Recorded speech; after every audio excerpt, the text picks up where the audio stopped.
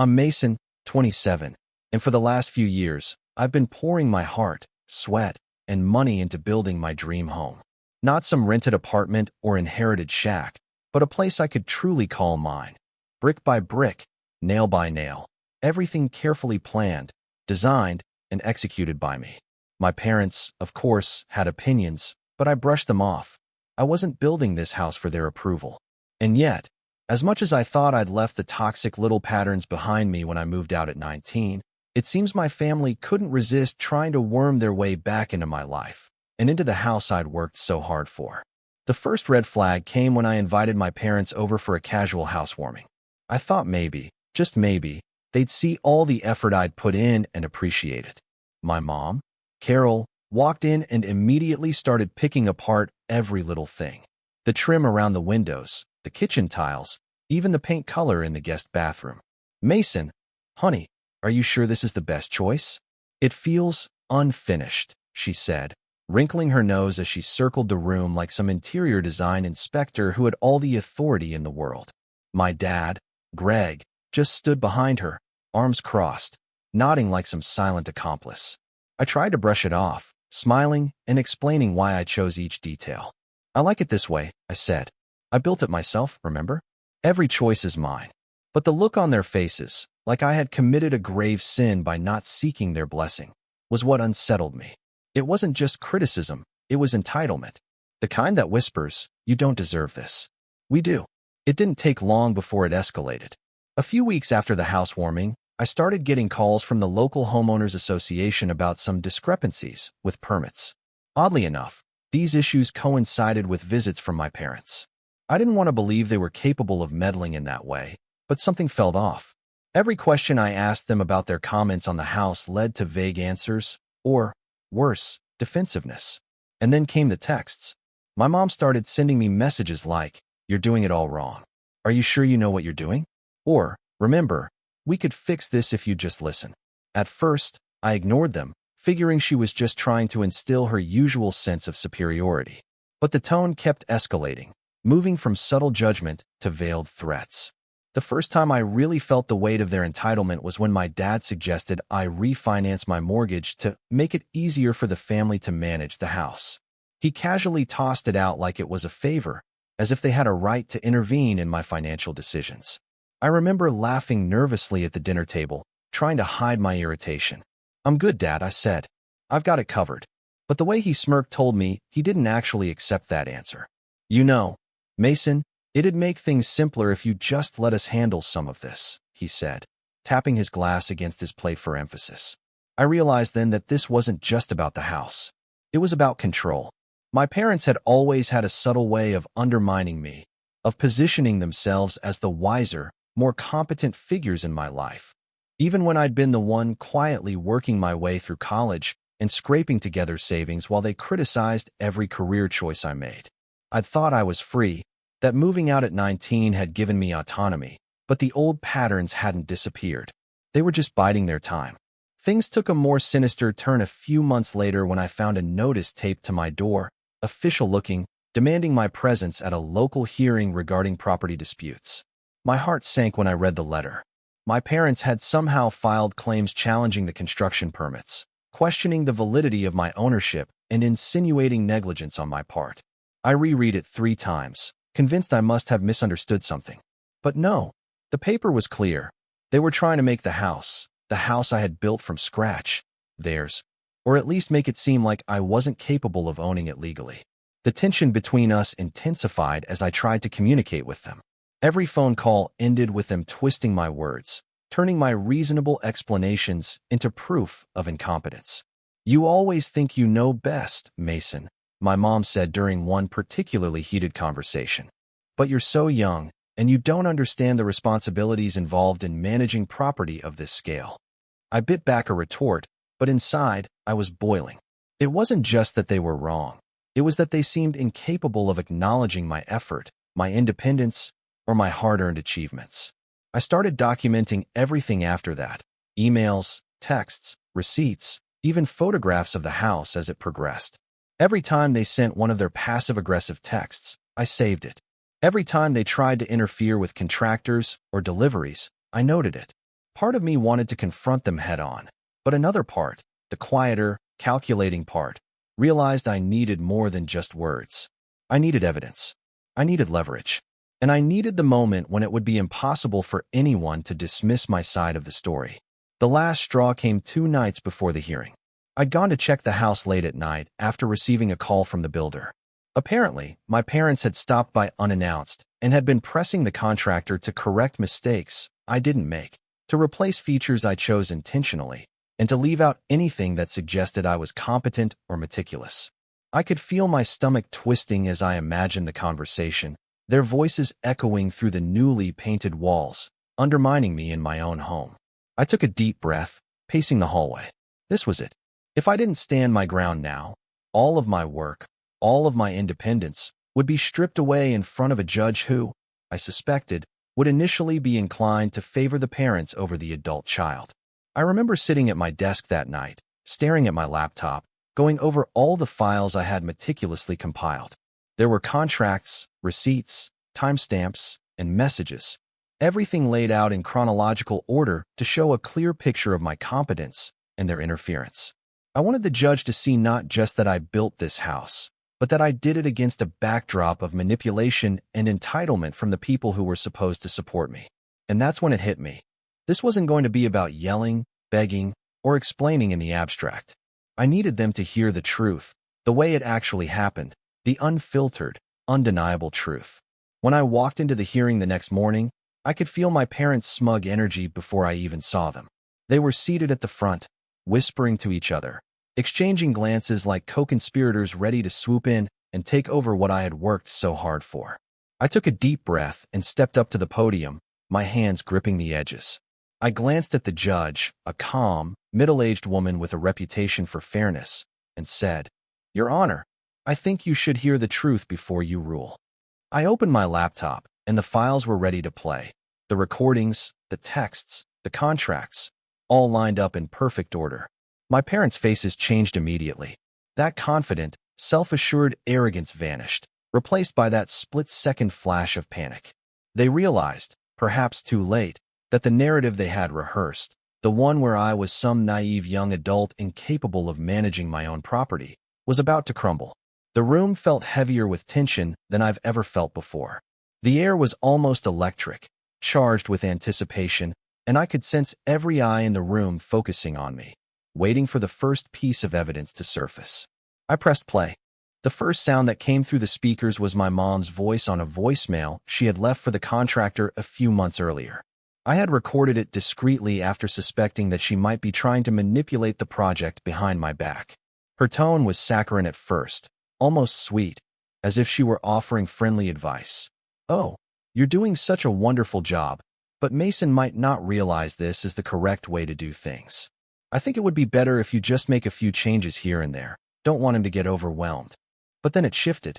The subtle encouragement gave way to outright demands. "Replace the cabinets with something more traditional. Mason will argue, but you know what's best. Don't let him override this." The judge leaned forward slightly, her expression neutral but attentive, and I felt a wave of vindication rush through me. This was exactly what I needed her to hear. Next came a series of texts between my parents and the builder. I had painstakingly saved each one, complete with timestamps, to show the pattern of interference. The texts were polite on the surface, but the underlying tone screamed entitlement.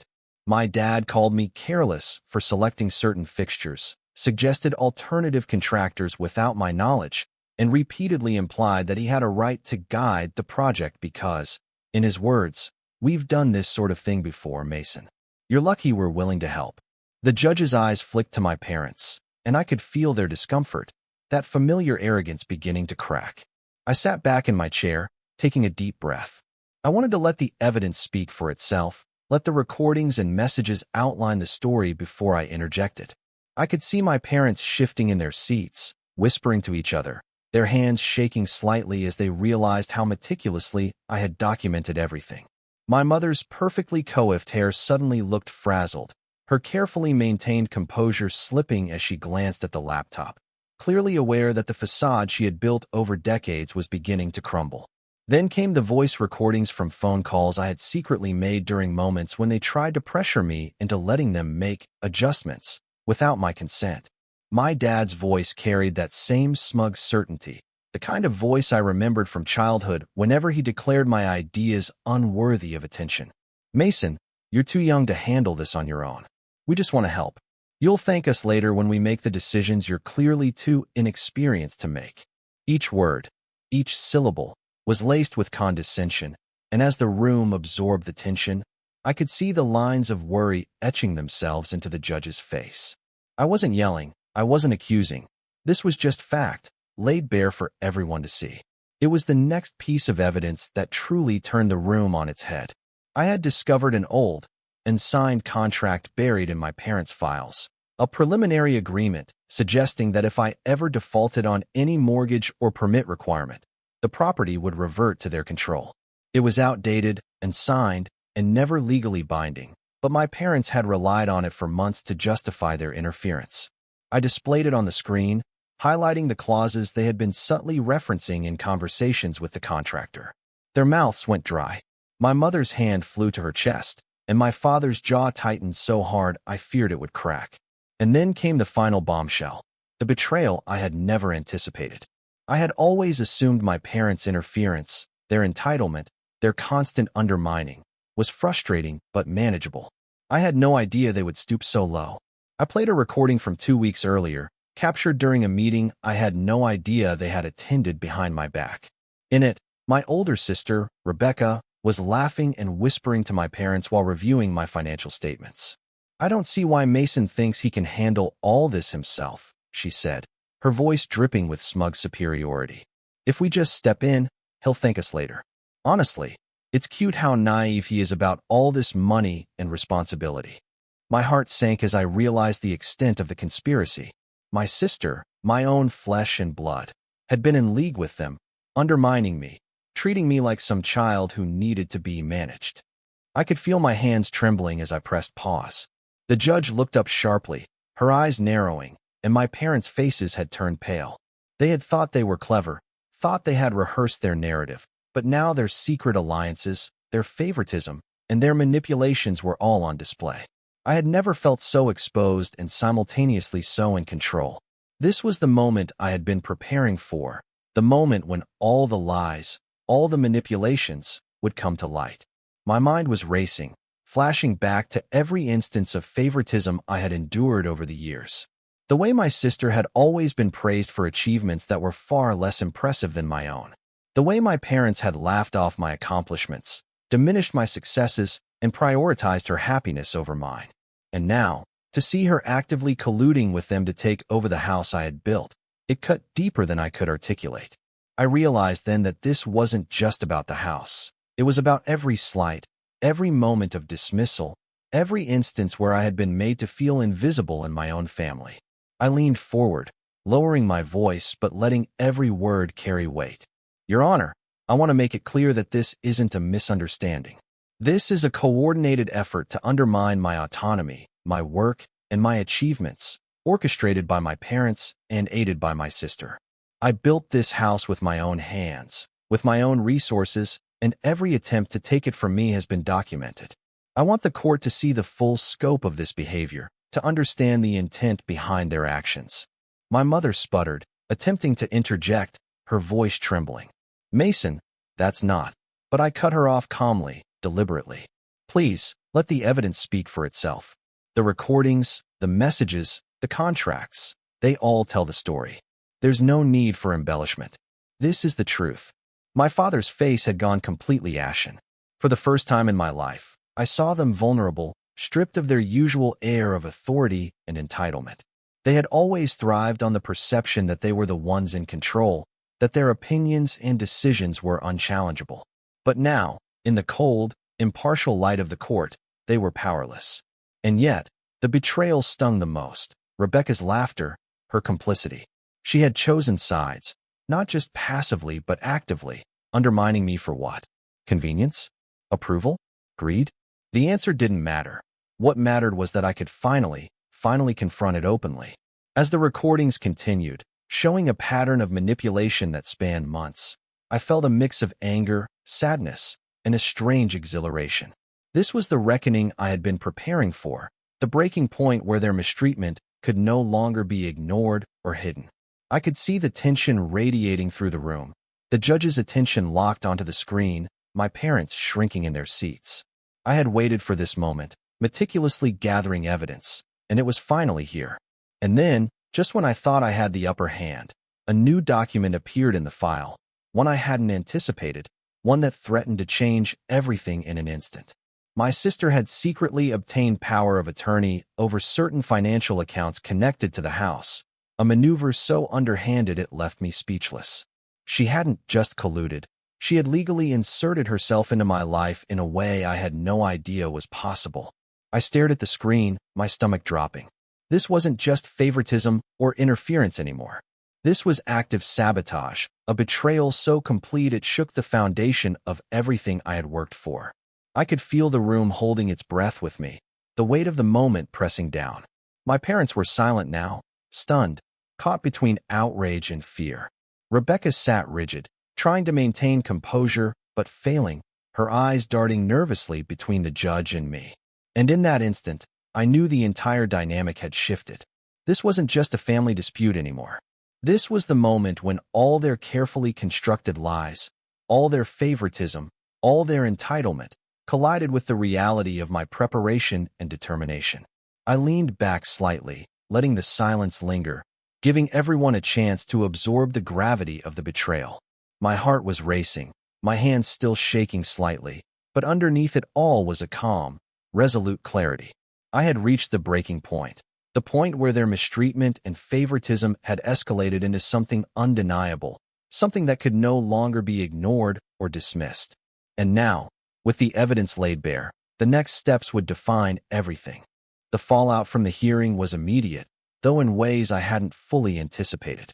After the court adjourned for the day, I walked back to my car, still reeling from the tension in the room, the cold stares from my parents, and the barely contained smugness in my sister's eyes. For the first time in a long while, I felt a strange mix of exhaustion and clarity. Exhaustion because facing years of entitlement, favoritism, and outright betrayal in one sitting had taken more out of me than I could have imagined, and clarity because I knew, without a shadow of doubt, that I could no longer rely on them, or anyone else in my family, to validate me. They had shown their true colors. My rise to independence had been met not with pride, not with support, but with sabotage. Driving home, the familiar roads I had traveled countless times felt different. Every turn, every intersection seemed like a metaphor for the choices I had made, for the path I had deliberately taken away from the toxic patterns that had defined my childhood. And yet, there was also a sense of vulnerability. Rebecca's actions weren't just disappointing, they were deeply cutting. It wasn't merely that she had taken my parents' side. She had actively positioned herself as a competitor, a legal obstacle in the life I had painstakingly built. I thought of the moments she had been praised while I was dismissed, the subtle ways she had been elevated while I was forced to scramble for recognition. And now, here she was, wielding the law in her favor, attempting to undermine me on paper and in practice. That night, I sat in the living room of my house, the very house that had been the battleground of the day's confrontation, and for the first time in years, I felt the weight of true isolation. The walls I had built, both literally and metaphorically, seemed to press inward, reminding me that even though I had constructed this sanctuary, the people who were supposed to matter most had tried to take it from me. I poured myself a glass of water and sank into the armchair, staring blankly at the darkened windows. The house was quiet, the hum of the city outside muted by the thickness of the walls, yet inside, I felt a storm. Over the next few days, the crushing reality settled in. My parents had already begun making quiet moves behind the scenes, attempting to appeal certain decisions in the hearing and subtly influencing contractors to question my authority. Rebecca had begun sending me emails, polite on the surface but laced with condescension and thinly veiled threats, reminding me that the house could be managed better with collaboration. Each message, each subtle maneuver, made my stomach churn. I realized that no matter how meticulous I had been with evidence, the fight wasn't over, and the worst part was that it wasn't just legal. It was emotional. It was my family, the people I had trusted, attempting to erase me from a place I had built from scratch. It was during this period of emotional turmoil that I reached my breaking point. For the first time since I had moved out, I allowed myself to truly feel the pain, the betrayal, and the frustration.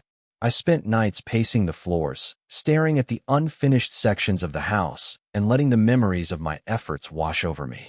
There were moments when I considered giving up entirely, selling the house, walking away, erasing myself from this chapter of my life just to avoid the constant stress and manipulation. But then, I remembered why I had built this house in the first place. It wasn't just about walls or roofs or countertops. It was about independence. It was about proving to myself that I could create something meaningful, that I could carve out a life on my own terms, free from the judgment and interference of those who had never truly supported me. So, I began to rebuild, not the house, but myself. I returned to my daily routines with renewed intensity. I started documenting everything with even more precision: financial transactions, interactions with contractors, and even casual conversations that could later serve as evidence if necessary. I spent hours researching legal avenues, discovering that Rebecca's power of attorney was limited and could be contested under certain conditions. The clarity of these discoveries gave me a renewed sense of control. I realized that while my family had tried to break me, they had underestimated my ability to strategize, to think ahead, and to reclaim my narrative. In the weeks that followed, I quietly began making changes to strengthen my position. I met with a financial advisor to restructure my accounts in a way that minimized any influence Rebecca could have. I consulted with legal experts who helped me understand the nuances of property law and guardianship. Every meeting, every consultation, every small adjustment was a brick in the foundation of my comeback. I wasn't acting impulsively. I was methodically preparing for the moment when I would turn the tables. At the same time, I also started reconnecting with parts of myself I had neglected. I spent evenings in the workshop I had built in the basement, crafting furniture and fixtures for the house, reminding myself that every creation, no matter how small, was a testament to my skill and perseverance. I took long walks around the neighborhood, reflecting on the life I had built, the obstacles I had overcome, and the resilience I had cultivated. I began journaling, not just about strategies and legal maneuvers, but about my emotions, my anger, my hurt, and slowly, my growing sense of empowerment. It was during one of these walks that I had an epiphany. My parents and sister had underestimated me because they believed their entitlement and familiarity with manipulation gave them an unassailable advantage. But they hadn't accounted for one thing: my determination. They hadn't accounted for the fact that the very betrayal that had threatened to break me could instead become the catalyst for my rise. I realized that every insult, every undermining comment, every act of favoritism and sabotage had unintentionally prepared me for this moment. I had developed patience, attention to detail, strategic thinking, and an unshakable sense of self-worth. Rebuilding wasn't just about legal maneuvers or evidence. It was about reclaiming my narrative. I started reaching out to contractors and suppliers directly, ensuring that no one could be swayed by my parents' influence. I revised every section of the house that had been touched or influenced during their interference, reinforcing it as a symbol of my autonomy. I even created backups of all my documentation, every message, recording, and contract, meticulously organized in a way that would make any court challenge nearly impossible to dispute. But the most important part of my rise was internal. I began to acknowledge that their attempts to control me had nothing to do with my abilities and everything to do with their need to dominate. Understanding this freed me from the lingering resentment that had been weighing me down. I started to feel proud, not just of the house, but of the person I had become: resilient, resourceful, and unflinchingly self-reliant. I realized that the power they had tried to take from me was never theirs to begin with. It was mine, and I had the means to assert it in ways they could neither anticipate nor resist. Even as I grew stronger, the tension with my family continued to simmer. Emails arrived with polite but passive-aggressive tones. Phone calls went unanswered, and occasional visits to the property were always framed as checking in, but carried the unmistakable weight of expectation and judgment.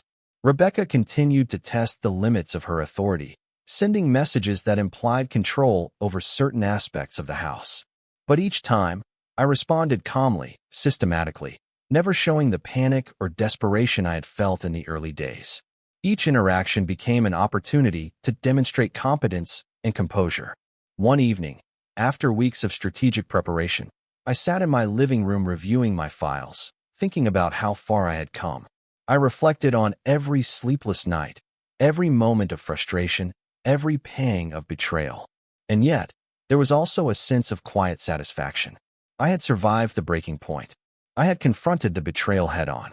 I had begun the slow, painstaking process of reclaiming my power. And perhaps most importantly, I had discovered a strength I hadn't realized I possessed, the ability to rise above manipulation, favoritism, and toxic interference, to assert my autonomy, and to protect what I had built. But even as I felt this quiet triumph, I knew the battle wasn't over. My parents were still scheming, still attempting to influence others and challenge my authority. Rebecca remained a wild card, capable of further undermining me at any moment. And the hearing was still ongoing, its final rulings pending. I had reached a moment of personal empowerment, yes, but the stakes were higher than ever. This wasn't just about winning a legal argument. It was about ensuring that every effort I had invested, every ounce of my independence, every piece of the house I had built with my own hands, could never be taken from me again. After weeks of methodical preparation, I finally felt like I had regained more than just control over my house. I had regained control over the narrative of my life. The betrayal of my parents and Rebecca had cut deep, but it had also illuminated a truth I hadn't fully appreciated. They operated on arrogance and assumption, expecting me to react emotionally, to falter under their manipulation. But I had spent months transforming my frustration into strategy, my hurt into determination, and my anger into careful planning. I knew now that the only way to truly assert myself and protect what was mine was not just to defend, but to act proactively, to seize the moment, expose the truth, and ensure there was no way they could undermine me again. I began the setup in a way that was meticulous and deliberate. First, I needed allies, people who were outside the toxic orbit of my family, who could corroborate events, witness actions, and offer credibility. I reached out to the contractor who had been involved with the house from day one. He was hesitant at first, nervous about getting involved in what he assumed was a family spat, but I assured him that everything would be handled professionally and legally. I walked him through the recordings, the texts, and the documents, explaining exactly what had happened and the role my parents had played in attempting to undermine my work.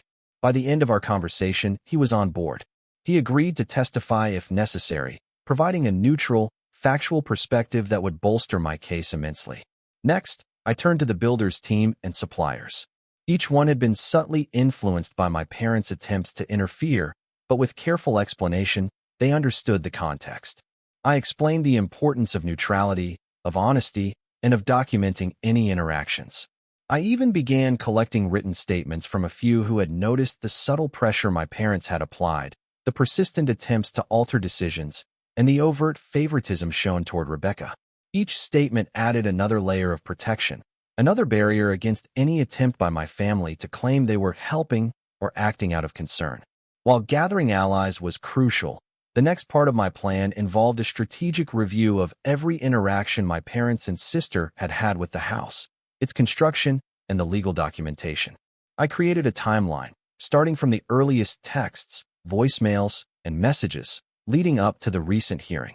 I cross-referenced contractor notes, emails, and delivery receipts, highlighting discrepancies that clearly demonstrated interference.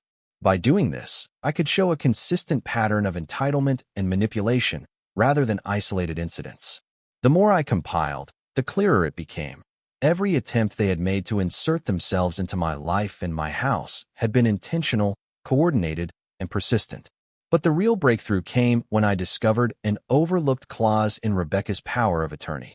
It was narrow and specific, granting her certain administrative privileges under a very particular set of circumstances that hadn't occurred.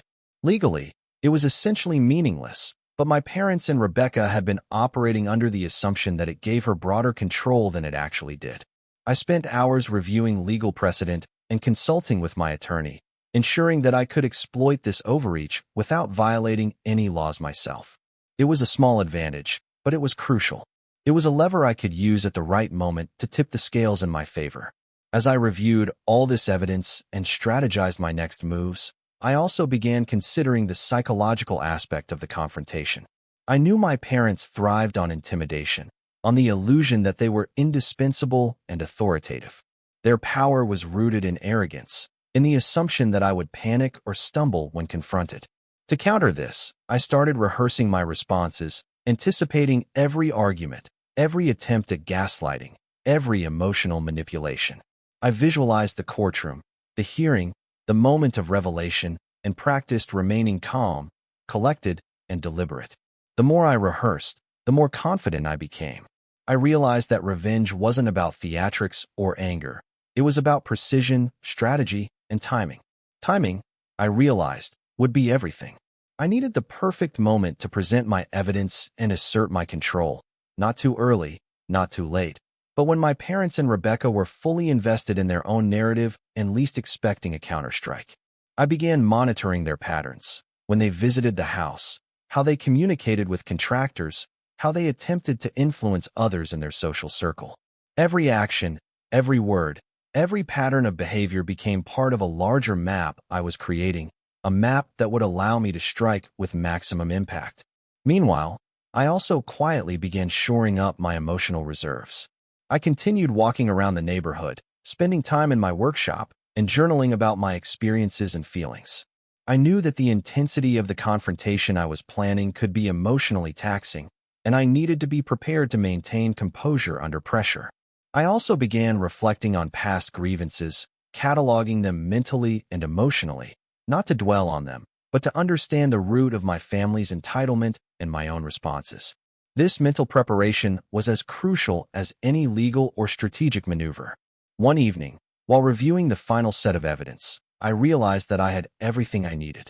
Every recording, every message, every contractual irregularity, and every witness statement had been meticulously documented. I had identified the exact moments of manipulation, the oversteps of authority, and the deliberate attempts to undermine me. I had built a network of allies who could corroborate my account and strengthen my credibility. And most importantly, I had identified Rebecca's narrow power of attorney as the weak point in their strategy. If I timed it correctly, I could use this to not only defend myself, but also expose their entitlement and deceit in a way that could not be ignored. The next step involved creating a presentation for the next hearing, a methodical, step-by-step exposition of the truth. I wasn't looking to humiliate anyone for the sake of it. I was focused on clarity, facts, and impact. I organized the files chronologically, grouping them by theme: interference, favoritism, legal overreach, and coordination between my parents and sister. Each section was designed to tell a story, a clear narrative that would lead the judge through the manipulation they had attempted to perpetrate. I even rehearsed how I would introduce each section, where I would pause to allow the judge to absorb critical points, and when I would let the evidence speak for itself. By the time the next hearing was scheduled, I was ready. I knew my parents would arrive confident, assuming they could sway the proceedings through charm, manipulation, or sheer audacity. I knew Rebecca would be sitting smugly, certain that her temporary advantage gave her control. But I also knew that I had the truth, the evidence, and the strategy to dismantle their narrative completely. My plan was not impulsive, not reactive. It was deliberate, precise, and unavoidable. The night before the hearing, I reviewed everything one last time. I walked through the house slowly, touching every wall, every countertop, every fixture I had chosen, built, and protected. Each element reminded me of why I was doing this, why I had fought so hard, and why I could not allow their entitlement to erase my work or diminish my accomplishments. I stood in the living room, breathing deeply, feeling a sense of calm determination wash over me. The fight was about to reach its critical phase, and I was ready. The next morning, as I prepared to walk into the hearing, I felt the weight of anticipation pressing down, but also a quiet thrill. I had built the foundation, legally, strategically, and emotionally, for a confrontation that would leave no doubt about who had earned the right to this house. My parents and Rebecca would walk in thinking they were in control, but in reality, the moment had been orchestrated to expose their overreach, their favoritism, and their betrayal in one decisive, undeniable sweep. I reached for my laptop, ensuring the files were in order, the recordings queued, and the witness statements ready. I glanced at my reflection in the hallway mirror, seeing not just the tired, frustrated Mason of weeks past, but the focused, strategic Mason who had turned pain into power, betrayal into preparation, and adversity into a calculated opportunity. This wasn't just revenge, it was reclamation. And it was about to begin. The doors of the hearing room opened, and I stepped inside, my heart steady, my mind sharp, and my resolve absolute. My parents were already seated, Rebecca beside them, smugness in her posture, confidence in her gaze. But as our eyes met, I realized something. This time, they were about to see a Mason they had never anticipated. Calm, prepared, unflinching, and ready to change everything. The hearing room was silent, the air thick with anticipation. I had spent months preparing for this moment, building a case so meticulous and airtight that there was no room for my parents or Rebecca to maneuver. As I stepped to the front, I felt a calm clarity wash over me. The same clarity I had cultivated through sleepless nights, meticulous documentation, and painstaking preparation. My parents and sister had walked in expecting a familiar dynamic: intimidation, entitlement, and control. But today, the roles were reversed. I opened my laptop and addressed the judge, voice steady and measured. Your Honor, before we proceed, I'd like to present the full context of this case, evidence that has not been disclosed previously. It will clarify the sequence of events and the intentions behind actions that have been misrepresented as help or concern. The judge inclined her head, giving me the green light, and I pressed play. The first recording filled the room, my mother's voice on a call with the contractor, instructing him to replace cabinets and fixtures I had chosen, emphasizing that her experience outweighed my judgment. The smug, patronizing tone I had spent years hearing in private now echoed for the first time in a public, official forum. I watched my parents' faces tighten. My mother's hand flew to her mouth, a futile attempt to mask the guilt creeping into her expression. My dad's jaw clenched as he realized their long-standing tactics were now on record, undeniable.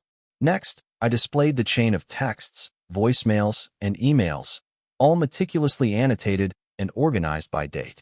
The pattern was unmistakable, a coordinated effort by my parents and Rebecca to manipulate contractors, interfere with my work, and undermine my authority. Each entry was a piece of a larger puzzle, painting a picture that left no room for doubt. The judge leaned forward, eyes scanning the screen, eyebrows knit in concentration. I could see the subtle shift in the room. The power dynamic had changed completely. Then came the turning point, the evidence of Rebecca's active betrayal. I played the recording where she laughed over my financial documents with my parents, mocking my competence and treating the house as if it were theirs by default. The smirk that had defined her throughout the hearing vanished. She shifted uncomfortably in her chair, realizing that her complicity had been fully exposed. My parents, for their part, looked as though the floor had been pulled from beneath them. The hubris that had carried them for decades was crumbling in real time.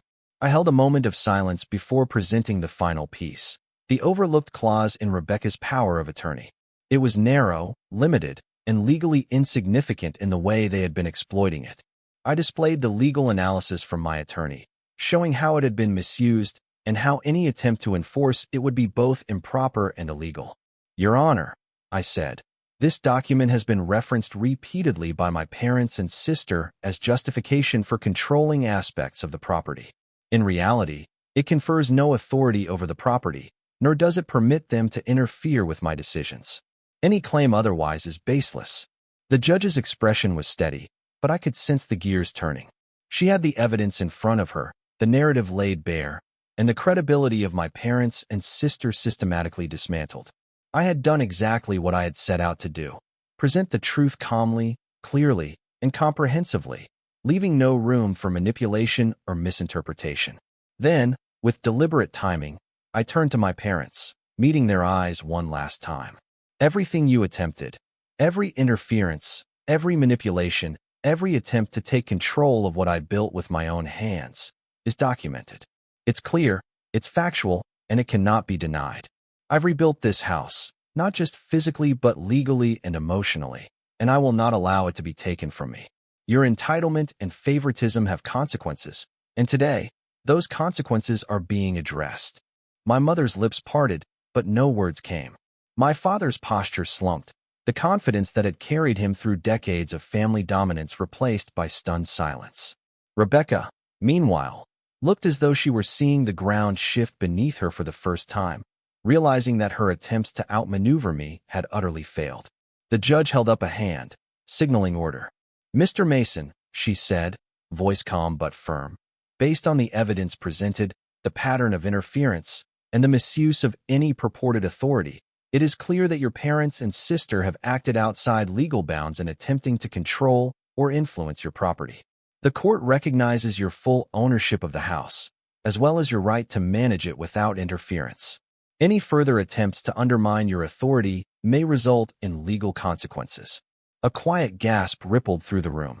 My parents' heads lowered. The weight of accountability had finally landed on them. They tried to formulate objections, excuses, anything that could salvage their authority, but the thoroughness of the evidence left no room for argument. Every piece of manipulation they had relied upon was documented, irrefutable, and presented with precision. After the ruling, I stayed calm, exhaling slowly. I had anticipated the rush of triumph, the surge of vindication, but instead, I felt a profound sense of closure. This wasn't just a legal victory. It was a reclamation of my life, my autonomy, and my self-worth. The months of preparation, emotional struggle, and strategic planning had culminated in a moment where truth and diligence had won over entitlement and deception. As we exited the hearing room, I could feel the change in the atmosphere. My parents and Rebecca walked behind me, subdued, silent, stripped of the arrogance that had defined them for so long. I didn't gloat. I didn't need to. The evidence had spoken, the judgment had been made, and the balance had shifted irrevocably. My work, my perseverance, and my integrity had triumphed, and that truth was unassailable. Over the next few days, the fallout continued to ripple through our lives. Contractors and suppliers, once wary of parental influence, now treated me with unquestioned authority. Rebecca and my parents attempted a few subtle maneuvers, but each one was met with calm, evidence-backed responses that left them frustrated and powerless. Their reputation within the local community, once carefully curated as benevolent and wise, began to falter as whispers of their entitlement and failed manipulation circulated. People who had once been subtly swayed by their charm now saw the truth, and the weight of accountability bore down on them in ways they had never experienced. For my part, I finally allowed myself a moment to breathe. Walking through the house, I looked at every wall, every fixture, every piece of furniture I had built or designed. This wasn't just a structure of wood and stone. It was a monument to my resilience, my strategic mind, and my refusal to be diminished by the people who should have supported me. The house, my home, now felt complete, not just physically, but symbolically, as a fortress of my independence and hard-earned authority. That evening, as I sat in the living room with the sunlight streaming through the newly installed windows, I reflected on the journey. Every insult, every slight, every moment of favoritism had been a test, a challenge to overcome. And while the scars of betrayal would linger, the victory was not just in winning the case. It was in reclaiming myself. I had proven, beyond doubt, that I was capable of standing firm against manipulation, that preparation and patience could turn even the most painful betrayal into empowerment, and that autonomy and self-respect were worth every struggle. In the days that followed, my parents and Rebecca began to retreat, their attempts at influence dwindling as they realized their control was gone. They continued to exist in the periphery, but I no longer felt the need to engage or justify myself. My boundaries were clear, my authority unchallenged, and my home, a literal and metaphorical manifestation of my effort and independence, was secure. Sitting in the quiet of my house, I finally allowed a smile to form. Not a triumphant, gloating smile, but a calm, steady acknowledgement of what I had achieved. I had faced betrayal, navigated manipulation, and emerged not just unscathed but stronger, more confident, and fully in command of my life. And in that quiet moment, I whispered to myself, just as I had learned to believe through every trial and test, "This house, this life, this victory, it is mine."